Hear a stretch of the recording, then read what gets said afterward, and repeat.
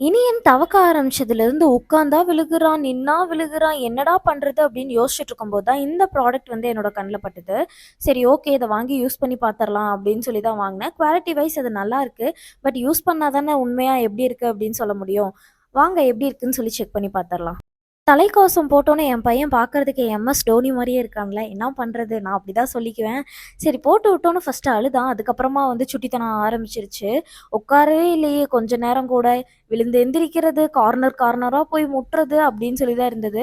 முதல்லலாம் வந்து நான் கிச்சனுக்கு போயிட்டேன் அப்படின்னா, எனக்கு கொஞ்சம் பயம் இருக்கும். ஐயோ! விழுந்துருவானோ, விழுந்துருவானோ அப்படின்னு சொல்லிட்டு ஒரு 10 டைமாவது வந்து எட்டி பார்க்க வேண்டியதா இருந்தது. இப்ப வந்து பார்த்தீங்க அப்படின்னா, அந்த பயம் இல்ல. நான் பாட்டு என்னோட வேலைய செஞ்சுட்டுருப்பேன். அவன் என்ன பண்றான்னு சொல்லி பார்த்துட்டே தான் இருந்தேன். சார் வந்து கீழ விழுந்து விழுந்து எந்திரிச்சுட்டு தான் இருந்தாரு. எனக்கு வந்து அந்த கார்னர்லாம் போகும்போது கொஞ்சம் பயமா இருக்கும்.